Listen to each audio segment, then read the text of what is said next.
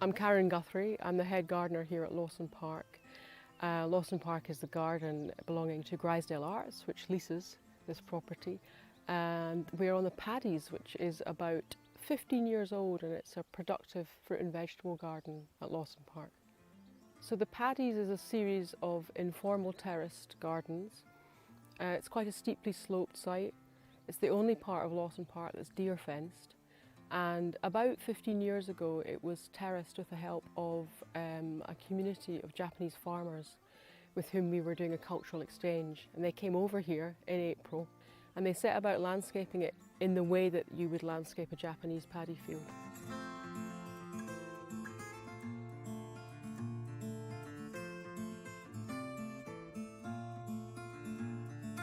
So they made little asymmetrical terraces, each stepping down and down and down until they got to the bottom of the paddy field.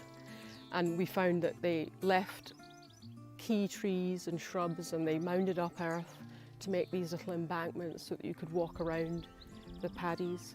And so we've got 5 terraces, and they're not straight lines, they're not rectilinear as they would be if it was a European terraced garden. They're really kidney shaped, and they remind you a lot of Japanese paddy fields. And all around these little productive areas, we've left the native plants to grow. Obviously we manage it a bit so as we don't cast too much shade, but it's pretty relaxed and wild around these small cultivated areas. And we have a mixture of fruit and vegetables growing here. So Lawson Park is situated on the east of Coniston Water in the Lake District. We get well over 2 metres of rainfall a year, and we're at 200 metres elevation. Southwest facing, which is a good thing. So it's reasonably open, but it's very, very poor soil. There's really no history of farming here. It's challenging. It's a challenging place to grow fruit and vegetables. And I do it in lots of different spaces around Lawson Park. I have some more conventional fruit and veg garden as well. But this is the one that is, in a way, the most compelling, because it's so unexpected to walk into the wilderness, come through a gate and find fruit and vegetables growing really productively.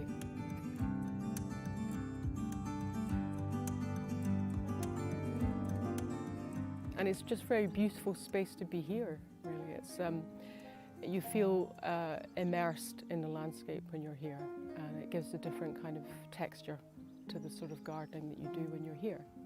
When I started to garden on the paddies, I was a less experienced fruit and veg gardener, and I used a lot of quite conventional approaches to try and make this ground productive. And it took me a number of years to realise that cultivating in a different way, using no-dig now for the last 6 years here, it's been 100% no-dig.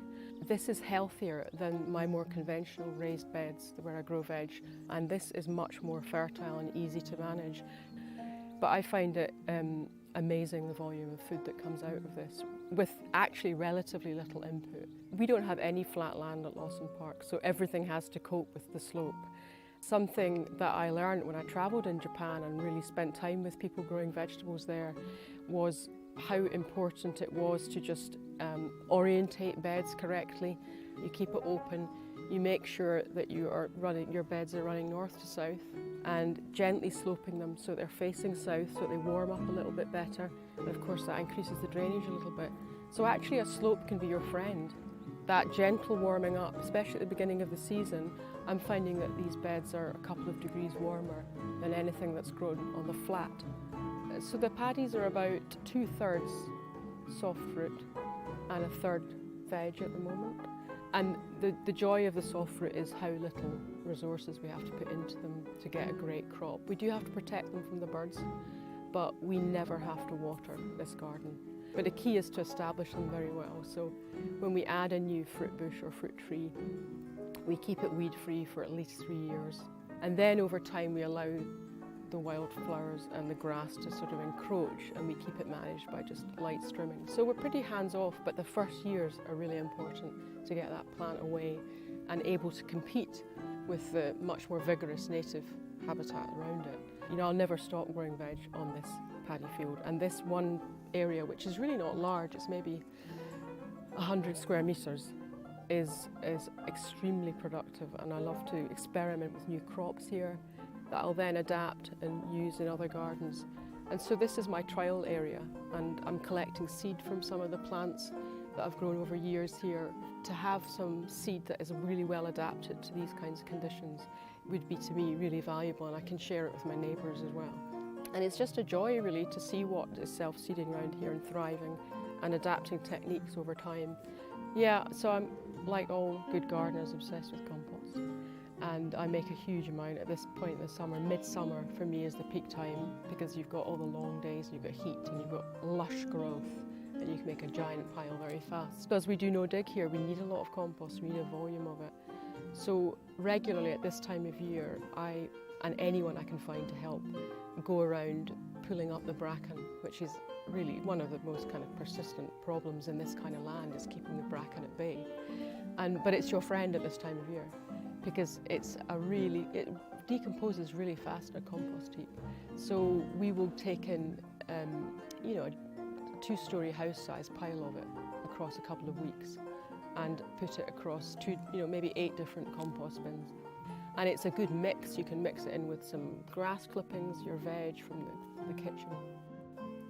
A few years ago, overnight almost, we lost the whole blueberry harvest, and we realised that we had a very healthy bird population here. So we have had to build fruit cages around our soft fruit to stop that predation, because we're seeing it. But I've seen hares in this garden, I've seen pine martens in this garden. There's snakes, grass snakes everywhere, some of them really quite sizable. They're not things that are problematic in the veg garden or in the fruit, so I'm very happy to have them around, and it's part of the balance of this garden. And again, it's probably why this part of the garden is more productive than other parts of the vegetable garden. At this altitude, with a short growing season, you do have to give the plants an absolute running start. So all you can do to make this environment incredibly intensively productive is welcome. And I think one of the problems, the challenges of this space, is that the trees are doing you a lot of benefit. They're bringing in birds, predating on aphids. They're helping shelter the fruit and veg, but they also can cast a bit of shade. So every winter we do a bit of editing of the trees and the hedgerows, and we just make sure they're not getting too tall and too shady, but they are still able to give us shelter. And that's a really key part of what's succeeding here, is we have a bit of shelter from the wind. In this kind of garden, it's really important to fill up the empty ground as it becomes available, and just don't leave space that you've mulched and weeded. Don't leave it empty for a couple of months, because the humidity here and the fertility is so high that, you know, if anything sits still for more than a day here, it will grow something on it, moss or grass seed. We had a number plate on the back of the pickup that had a garden growing on the top of it, because it's just so moist here and fertile that everything will grow something on it. So for me, it's not an option just to leave a piece of ground empty, because it will weed up quickly. Something like this, it's not, I mean, this is a bit, I can see that it's not massively relatable, because a lot of people don't have this amount of land. But this shows you that you don't need to give up on very, very thin soil. You know, there's no soil here. And so all this soil has been made by us through mulching. There's nothing more complicated than that. And you can do it. You can make extremely fertile soil that way. It's incredibly reassuring. You know, you don't have to go and buy 20 tons of topsoil. Just make it.